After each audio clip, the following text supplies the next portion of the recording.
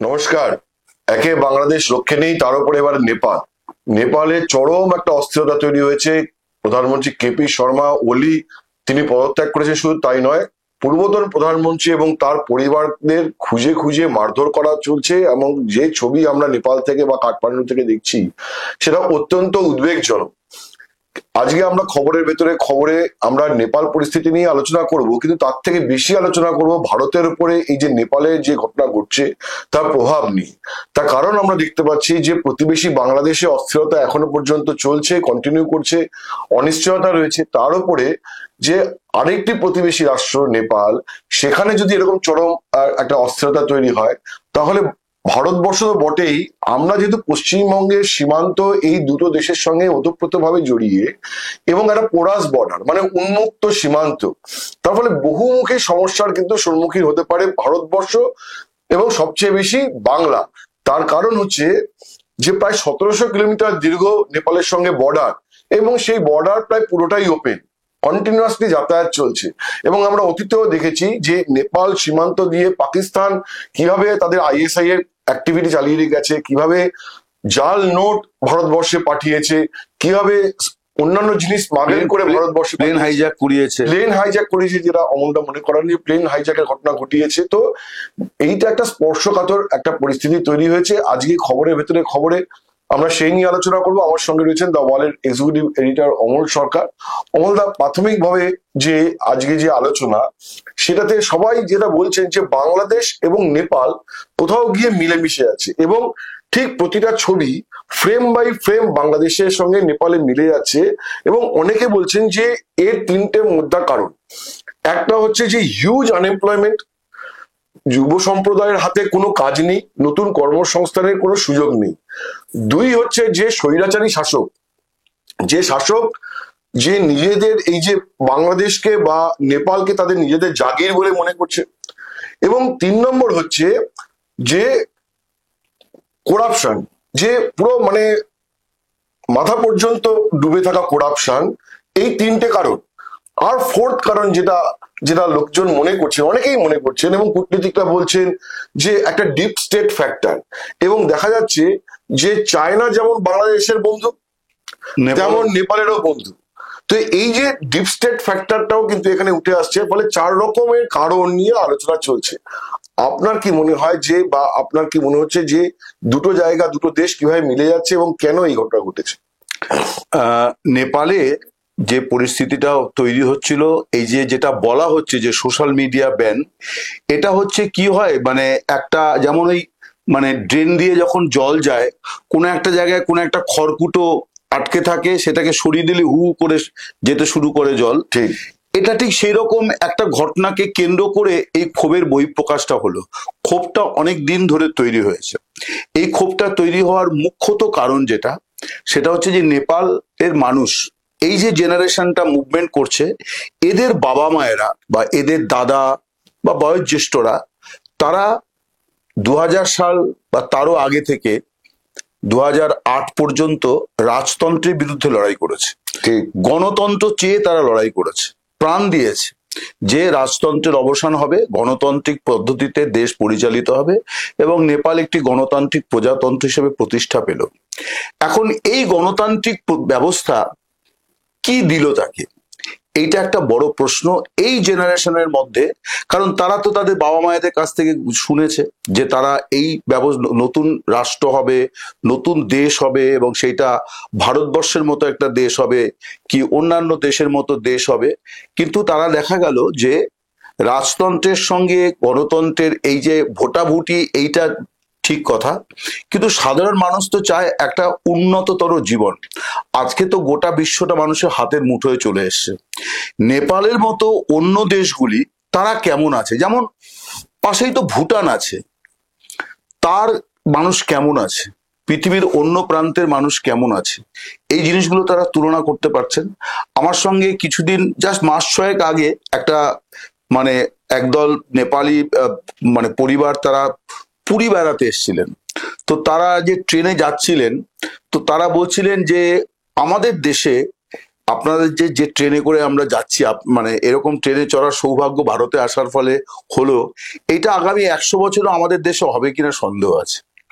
একটা চরম হতাশা আমি তার তাদের মানে মধ্যে দেখেছি। 2008 সাল থেকে আজকে প্রায় 16-17 বছর হয়ে গেল, যে সাধারণ মানুষের যে প্রত্যাশা এবং যে সেটা দিতে প্রত্যাশা পারেনি নিয়ে কেউ। রাজতন্ত্রের অবসান ঘটানো হয়েছিল। এবং সবচেয়ে ইন্টারেস্টিং ব্যাপার হচ্ছে যে এই যে রাজতন্ত্রের অবসান ঘটানো, এই যে আন্দোলন, এই আন্দোলনকে একটা প্রভাবী আন্দোলনের চেহারা দিয়েছিল বামপন্থী আন্দোলন, বামপন্থী নেতৃত্ব প্রচন্ড। এবং প্রচন্ড পুষ্প কুমার দাহেল। তো তিনি মাওয়িস্ট ছিলেন এবং বামপন্থী। আজকে যে কেপি শর্মা ওলি যে প্রধানমন্ত্রী পদ থেকে ইস্তফা দিলেন, তিনি কমিউনিস্ট পার্টি নেপালের তিনি চেয়ারম্যান। তো ফলে একটা বামপন্থী আন্দোলনের মধ্যে দিয়ে যে মুখগুলো উঠে এসেছে, সেই মুখগুলো মানুষের প্রত্যাশা পূরণ করতে পারেনি। সেই মুখগুলো হচ্ছে যে মানুষের কাছে প্রত্যাখ্যাত হয়ে যাচ্ছে, এবং সেই মুখগুলোর বিরুদ্ধে একটা চরম দুর্নীতির অভিযোগ উঠছে এবং নেপোটিজম, স্বজন পোষণের অভিযোগ উঠছে। এটা কি দুর্ভাগ্যজনক নয়? হ্যাঁ, অবশ্যই দুর্ভাগ্যজনক। আমি বলি 2015-তে তো নেপালে ভয়াবহ মানে ভূমিকম্প হলো ঘটনাচক্রে। ওই দিন পশ্চিমবঙ্গের পুরসভার ভোট চলছিল। ঠিক। তো সেই দিন নেপালে এরকম হলো। আমরা কলকাতাতেও কিন্তু টের পেয়েছিলাম। আমি তখন যে অফিসে কাজ করি, 9th ফ্লোরে, আমাদের মনে আছে যে গোটা বাড়ি দুলছে, আমরা সবাই নিচে নেমে এলাম। ঠিক। তখন একটা জিনিস দেখা গেল যে কাঠমান্ডু এয়ারপোর্ট এবং নেপালে আরো যে ছোট ছোট এয়ার স্ট্রিপ আছে, সেখানে ইউরোপ, আমেরিকার, ফ্রান্স, জার্মানি, ইভেন জাপান, বিভিন্ন দেশের ছোট ছোট বিমান, চার্টার্ড বিমানে করে লোকেরা নামছে, আবার উড়ে যাচ্ছে। কাদের নিয়ে যাচ্ছে? তা নেপালি মহিলাদের নিয়ে যাচ্ছে। কারণ এই নেপালি মহিলাদের গর্ভে তাদের সন্তান আছে। তারা নিজেদের দেশের সন্তান, তারা উৎপাদন, মানে তাদের স্ত্রীরা বা এরা, তারা গর্ভবতী হবেন না, সন্তানটি তারা সারোগেট মাদার। Surrogate mother. এইটা নেপালের একটা বড় ইনকামের রাস্তা তারা বার করেছিল। এখান থেকে বোঝা যায় যে একটা দেশের অর্থনীতি কোন জায়গায় গেলে পরে এরকম একটা কনজারভেটিভ সোসাইটিতে মহিলাদের, তাদের তো হাজবেন্ড আছে, সেই হাজবেন্ডরা তাদের স্ত্রীদের গর্ভ ভাড়া দিচ্ছেন, এবং তাদেরকে রেস্কিউ করা হলো এই জন্য যে সন্তানগুলোকে তাদের দরকার। ওই মহিলাদের তাদের দরকার নেই, সন্তানগুলোকে দরকার। কিন্তু অমলদা, মূল জায়গাটা আমি ফিরে আসছি। আপনি যেটা বলতে চাইছেন সেটা হচ্ছে যে ওখানকার মানে সামাজিক পরিস্থিতি, অর্থনীতিটা কতটা এবং খারাপ। কতটা খারাপ তো বোঝাই যায় যে ভারতবর্ষে এত যে নেপালের মানুষ এসে ভারতবর্ষে কাজ করেন, এবং আজকে থেকে নয় তো ব্রিটিশ জমানা থেকে মানে বছরের পর বছর ধরে তারা এই কাজটা করছে। কিন্তু কিন্তু শুধুমাত্র তো সেই আর্থসামাজিক পরিস্থিতি একটা কারণ নয়। একটা যেটা কারণ যেটা পরিষ্কার বোঝা যাচ্ছে সেটা হচ্ছে যে পলিটিক্যাল অথরিটির উইল। অবশ্যই যে উইল, তার কারণ হচ্ছে যে আজকে যদি আমরা দেখি 2008 থেকে প্রধানমন্ত্রী কতজন হয়েছে? প্রচন্ড। পুষ্পকুমার দাহেল, উনি মাত্র 280 দিন ছিলেন, প্রচন্ড। তারপরেই চলে এসেছেন মাধব কুমার নেপাল, তারপরে ঝালানাথ খানাল, তারপরে বাবুরাম ভট্টরাই, তারপরে খিলরাজ রেগমি, তারপরে আবার চলে আসছেন সুশীল কৈরালা, কেপি শর্মা ওলি, আবার প্রচন্ড পুষ্পকুমার দাহেল, আবার শের বাহাদুর দেউবা, আবার কেপি শর্মা ওলি। তো এই যে বারবার চেঞ্জ এবং একটা ভঙ্গুর যে রাজনৈতিক যে আমরা দেখতে পাচ্ছি, তো সেইখানে তো মনে হয় না যে কোথাও একটা উইল পাওয়ারের প্রবলেম আছে? কারণ এটা তো আছেই যে মানুষ গণতন্ত্র চাইলো, কিন্তু রাজনৈতিক দলগুলি সেটা দিতে পারলো না, স্টেবিলিটি দিতে পারলো না, স্থিরতা দিতে পারলো না। এবং রাজনৈতিক স্থিরতা যদি একটা দেশে না থাকে, তাহলে সেখানে কিন্তু ডেভেলপমেন্টও হবে না। বিশেষ করে আন্তর্জাতিক যে প্রতিষ্ঠানগুলি সহযোগিতা করে, বিশ্ব ব্যাংক বা ইউনাইটেড নেশনস এর যে বিভিন্ন এজেন্সি আছে, ইউএনডিপি, ইউনিসেফ, ইউনেস্কো, তারাও কিন্তু একটু থমকে দাঁড়ায়, বা জাপানের জেবিআইসি, তারা একটু থমকে দাঁড়ায় যে আমি এখানে কি করব। এখানে একটা বড় বিষয় যেটা কাজ করছে সেটা হচ্ছে যে এক্সপেরিমেন্টটা বাংলাদেশকে নিয়ে হচ্ছে, যে কাজটা পাকিস্তানকে নিয়ে দীর্ঘদিন ধরে হচ্ছে, এখানে ভারতকে কেন্দ্র করে শ্রীলঙ্কাতেও যে ফর্মুলা, নেপালেও সে একই ফর্মুলা, এখানে একটা চাইনিজ ফ্যাক্টর কাজ করছে। চায়নার ধার টাকা পয়সা দিয়ে একটা বড় জিনিসকে তারা ম্যানেজ করেছে। তার একটা বড় জিনিস হচ্ছে যে নেপালিদের হাতে হাতে মোবাইল আছে, 99% মোবাইল হচ্ছে চাইনিজ মোবাইল, সস্তায় তারা মোবাইল দিয়েছে। এই করে তারা ওই দেশের মানুষের মন জয় করেছে। চায় না তার পছন্দের মতো ওখানে সরকার আনে, সরকার ফেলে, এবং ঋণগ্রস্ত অবস্থা করে দিয়েছে। শ্রীলঙ্কায় যে জিনিসটা হয়েছিল, পরে পরে পরে এমনকি বাংলাদেশেও কিন্তু তাই। হাসিনা জমানাতেও কিন্তু যেটা বলা হয় যে ন্যারেটিভটা, যে তিনি মানে দিল্লির কাছে সমর্পণ করেছিলেন নিজেকে, ব্যাপারটা মোটেই তা নয়। তার সময়তে চায়না প্রচুর পরিমাণে ওখানে বিনিয়োগ করেছে। আমি নিজে তো এরকম অনেকগুলো জিনিস দেখেও এসেছি। পদ্মা সেতুতে তাদের আছে, কর্ণফুলী ওই নদীর তলদেশ দিয়ে তাদের রাস্তা করেছে, অনেক অনেক বিপুল বিনিয়োগ। এর ফলে এই যে ঋণের বোঝা, এবং সেইটাকে কেন্দ্র করে কি হচ্ছে না, অর্থনীতি ক্রমশ, অর্থাৎ আমি তো নিজের কোনো সম্পদ তৈরি করছি না, বা যেটুকু করছি আমাকে ঋণ শোধ করতে সেটা বেরিয়ে চলে যাচ্ছে, ফলে আমার কোনো ইকোনমি তৈরি হচ্ছে না। তার প্রভাবটা তো সাধারণ মানুষের মধ্যে পড়ছে। এবার আজকে নেপালিদের মধ্যে একটু শিক্ষার হার বেড়েছে, গোটা বিশ্বটাকে, এবার যে অশিক্ষিত সেও কিন্তু ওই মোবাইলে দেখতে পাচ্ছে যে রেস্ট অফ দ্য ওয়ার্ল্ড তারা কি জীবনযাপন করছে। ফলে মানুষের এই যে চাহিদার সঙ্গে যোগানের ফারাক, এই বিষয়টার আরেকটা স্পট হিসেবে দেখা দিল হচ্ছে নেপাল। কিন্তু একটা জিনিস এখানে মনে রাখতে হবে যে আরব বসন্তের সময় থেকে আমরা দেখেছি এই ধরনের মুভমেন্ট যারা করেন, এখানে কিন্তু রাজনীতি বা রাজনীতির নীতি আদর্শ নেই, এখানে আছে হচ্ছে রাগ, ক্ষোভ, আবেগ। ঠিক। তার কারণ হচ্ছে, আমি বলি, বাংলাদেশের সঙ্গে এটার সঙ্গে একটা মিল দেখা যাচ্ছে, যে আমি যদি এটাই মনে করি যে আমার দেশটাকে আমি ভালোবাসি, আমার দেশটাকে আমি উন্নত করব, তাহলে আমি আমার দেশের সম্পদ এত নষ্ট করছি কেন? কারণ ক্ষোভ আছে, ক্ষোভ আছে, ক্ষোভ আছে এবং আবেগ আছে, আবেগ আছে, কিন্তু এখানে কোনো রাজনৈতিক মতাদর্শ এবং কোনো লিডারশিপ নেই। লিডারশিপ নেই বলেই তো আগুন লাগিয়ে দিচ্ছে, লিডারশিপ নেই বলেই তো ভাঙচুর করে দিচ্ছে। এইটা একটা বৃহত্তর জায়গা, অমল, আমি আসবো, যে আমরা উপমহাদেশে তার মানে একটা ট্রেন্ড দেখতে পাচ্ছি। এক্স্যাক্টলি, যে এবং এটা ভয়ঙ্কর ট্রেন্ড, আমি এই বলবো। ট্রেন্ডটা যেটা দেখতে পাচ্ছি, সেই ট্রেন্ডটা আমরা তো আজকে এই যে বিশ্বায়নের যুগে কেউ কারোর থেকে বিচ্ছিন্ন নই, সবাই সবার সঙ্গে যুক্ত। আমরা যে ট্রেন্ডটা দেখতে পাচ্ছি, সেই ট্রেন্ডটা হচ্ছে যে যুব সমাজের মধ্যে কর্মসংস্থানের অভাবের জন্য একটা চরম হতাশা, অনুন্নয়ন নিয়ে ক্ষোভ, করাপশনের বিরুদ্ধে একটা চরম অসন্তোষ, এবং স্বৈরাচারী শাসন ব্যবস্থার বিরুদ্ধে অসন্তোষ। তো এই যে একটা প্যাটার্ন, এই প্যাটার্নটাও কি ভারতবর্ষের জন্য উদ্বেগের জন্য না? আমি এটাতে আসছি, তার আগে আমি একটু বলি যে এই যে পরিবর্তনগুলো আসছে, যারা বলছে যে আমরা পরিবর্তন চাই, আমরা চাই, আমরা যদি আবার বাংলাদেশটাকে দেখি, 5ই আগস্টের পরের বাংলাদেশ, তাহলে কিন্তু নেপালে যা ঘটছে এটা নিয়ে আমি খুব আশাবাদী নই। কি হতে যাচ্ছে, কারা ওখানে ক্ষমতায় আসবে এবং তারা কি করবে? কারণ বাংলাদেশ কিন্তু ইতিমধ্যে একটা বড় প্রশ্নচিহ্ন দেখা দিয়েছে, যে যে ইস্যুগুলিতে শেখ হাসিনার জমানার অবসান ঘটানো হয়েছিল, তার প্রত্যেকটি ক্ষেত্রে যদি আমরা একটা ইন্ডেক্স তৈরি করি, তাহলে দেখা যাবে যে সেটা 10 থেকে 1-এ নেমে এসছে। মানে আমি যদি বলি অর্থনৈতিক কারণ, আমি যদি বলি ল অ্যান্ড অর্ডার, ইভেন আমি যদি বলি হ্যাঁ শেখ হাসিনার সময়তে নির্বাচনী অনাচার, কিন্তু আবার এটাও আমি বলবো যে উনি 15 বছর ছিলেন বলে ওনার নির্বাচনগুলো নিয়ে অনেক বেশি আলোচনা হচ্ছে। বাংলাদেশে কোনো নির্বাচন অবাধে হয়নি। বিএনপি জমানার নির্বাচন, কি বলে, আমাদের জিয়াউর রহমানের নির্বাচন, এগুলো গোটা পৃথিবীতে আলোচিত, যে নির্বাচনের নামে কি পরিমাণ প্রহসন করা যায়। ফলে আমি ওটার মধ্যে যাচ্ছি না, কিন্তু যারা আজকে বাংলাদেশে এসছে তারা কোন বাংলাদেশ উপহার দিয়েছে? আজকে তো বাংলাদেশ দেশটাই নেই, বাংলাদেশটাই তো নেই, যে দেশটার জন্ম 1971 সালে হয়েছিল এবং পরবর্তী 54 বছর আমরা দেখলাম সেই দেশটা নেই কিন্তু 5ই আগস্টের পর থেকে। ফলে নেপাল কি হবে, এটাও কিন্তু আমি একই সঙ্গে উদ্বেগ প্রকাশ করব। আমি এইভাবে দেখছি না ব্যাপারটাকে যে স্বৈরাচার, দুর্নীতির বিরুদ্ধে প্রতিবাদ করেছে মানুষ, তার মানে ব্যাপারটা এখানেই থেমে যাবে।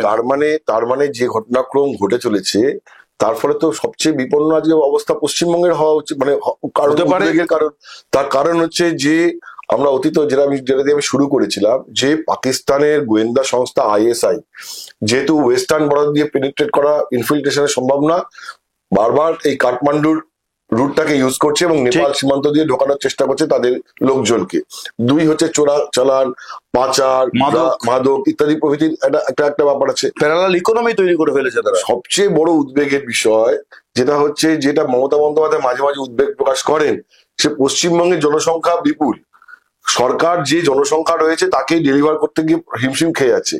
আজকে তো শরণার্থী সমস্যা নেপাল থেকে আরো বেড়ে যাবে। হ্যাঁ, বেড়ে যেতে পারে, এবং মানে অচিরেই তো বিহারে ভোট, বিহারের সঙ্গে নেপালের একটা বিরাট বর্ডার আছে, এবং এই যে রক্সৌল যে জায়গাটা একেবারে বিহারের সীমান্ত, তো ওই অব্দি ট্রেনও যায়, আমাদের ভারতীয় ট্রেন যায়। তো নভেম্বরে বিহারে ভোট, যে ইস্যুগুলো নিয়ে আন্দোলনটা হচ্ছে, এই ইস্যুগুলো তো নীতিশ কুমারেরও চুল খাড়া করে দিচ্ছে। তার কারণ ওখানে ইতিমধ্যেই বিজেপি সরকারের বিরুদ্ধে কিন্তু এই ইস্যুতে, যেটা রাহুল গান্ধীর অধিকার যাত্রায় দেখা যাচ্ছে, যে ইয়ুথদের পার্টিসিপেশন, ইয়ুথরা এত সংখ্যায় নেমে এসছে কেন? নেমে এসছে বিকজ তাদের যে ক্ষোভ, অসন্তোষ, অপ্রাপ্তি, তার সঙ্গে একটা কানেক্টিভিটি রাহুল গান্ধী তৈরি করতে পেরেছেন। তারপরে এখন নেপালে এই দশা হচ্ছে, আনএমপ্লয়মেন্ট, করাপশন, এই সবকিছু মিলিয়ে নীতিশ কুমারের তিনিও খুব দুশ্চিন্তায় আছেন। কিন্তু যে প্রশ্নটা তুমি প্রথমে করলে, মানে এই পর্বে, যে ভারতবর্ষে কি হতে পারে, আমার যেটা মনে হয় যে যে জায়গাগুলোতে এগুলো হয়েছে তার তুলনায় ভারতবর্ষের গুণগত, ভৌগোলিক এবং আরো কতগুলো বেসিক চারিত্রিক পার্থক্য আছে। একটা হচ্ছে যে আমাদের একটা নিয়ম মেনে মানে নির্বাচন হয়, কিছু নির্বাচনে অনিয়মের অভিযোগ আছে, কিন্তু আমাদের ধারাবাহিকভাবে নির্বাচন হয়। আমাদের এখানে এরকম কোনো শাসক, আমাদের এখানে কখনো সামরিক শাসন হয়নি, আমরা সবসময় নির্বাচিত সরকারের অধীনে করেছি। ইকোনমি আমাদেরও খারাপ, আমাদেরও কর্মসংস্থানের সমস্যা আছে, বেকারি আছে, কিন্তু আমাদের সরকার, মানে ইরেসপেক্টিভ অফ পলিটিক্যাল মানে তাদের ক্যারেক্টার, আমাদের সোশ্যাল সিকিউরিটিটাকে আমরা কিন্তু সবসময় করি। আমাদের 100 দিনের কাজের আছে। আমাদের এখানে অনেকে বলে অনেক সময় যে পাকিস্তানে পেট্রোল ডিজেলের দাম অনেক কম, বাংলাদেশে কম, নেপালে কম। হ্যাঁ, কম ঠিকই, কিন্তু ওখানে 100 দিনের কাজের প্রকল্প নেই, মিড ডে মিল নেই, স্বাস্থ্য নেই, কিছুই নেই, বিনা পয়সায় টিকা নেই, কিছুই নেই। সো ভারতবর্ষে আরেকটা বড় জিনিস হচ্ছে যে ভারতবর্ষের যে কোনো জিনিসকে, ভারতবর্ষকে এক কথায় ঐক্যবদ্ধ করে ফেলা একমাত্র পাকিস্তান বা কোনো বহিঃশত্রুর আক্রমণ, সার্বভৌমত্বের ইস্যু ছাড়া এক ডাকে ভারত সাড়া দেয় এরকমও হবে না। আমি সেটা নিয়ে কোনো কোয়েশ্চেন করছি না। আমার বক্তব্য হচ্ছে যে এই যে আজকে নেপালের অস্থির পরিস্থিতি, ঠিক যে কারণে বাংলাদেশের পরে আমাদের উদ্বেগ বেড়েছে, নেপালের অস্থির পরিস্থিতিতে আমাদের উদ্বেগ বাড়বে। হ্যাঁ, নিশ্চয়ই। ইনফিল্ট্রেশন, শরণার্থী সমস্যা অবশ্যই, এবং নেপালের সাথে আমাদের যেভাবে একটা দীর্ঘমেয়াদী সম্পর্ক, এটার বাইরে আর একটা বিষয় অমলদা আছে। বাংলাদেশ, নেপাল, কোথাও ভারতবর্ষের নয়াদিল্লির কূটনৈতিক ব্যর্থতা নেই? অবশ্যই আছে, অবশ্যই আছে। এই যে কেপি শর্মা ওলি, ইনি যখন এই দফায় প্রধানমন্ত্রী হলেন, এই প্রথম নেপালের কোন প্রধানমন্ত্রী দায়িত্ব নেওয়ার পর ভারতের পরিবর্তে তিনি চায়নাতে প্রথম সফর করলেন। এবং অনেকেই জানেন না যে মানে ভারতবর্ষের সেনাপ্রধান হচ্ছে নেপালি সেনাবাহিনী সেনাপ্রধান। এক্স্যাক্টলি তাই, এক্স্যাক্টলি তাই।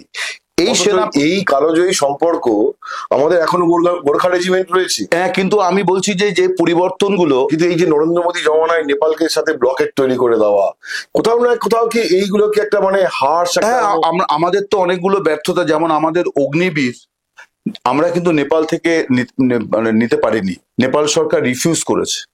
মানে তারা আর ভারতীয় সেনাবাহিনীতে নেপালিরা যোগ দিক, এইটা কারণ নেপালিদের ভৌগোলিক কারণে, আবহাওয়াগত কারণে তাদের যে শারীরিক সক্ষমতা, সেইটা একটা সেনাবাহিনীর জন্য খুব বড় ব্যাপার। এখনো তো ব্রিটিশ আর্মিতেও গোর্খা রেজিমেন্ট আছে।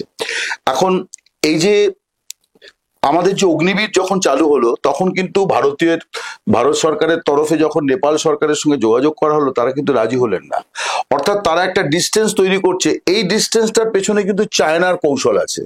অর্থাৎ নয়াদিল্লির সঙ্গে একটা ডিস্টেন্স তুমি তৈরি করে রাখো, এইটা থেকে অনেক ধরনের প্রবলেম আমাদের হবে। হয়তো আজকের দিনে বর্ডার ওপেন থাকলেও অনুপ্রবেশ চেষ্টা করলে আটকানো যায়, কিন্তু নাশকতা, জঙ্গি, এইটা আটকানো তো খুব সহজ বিষয় হবে না।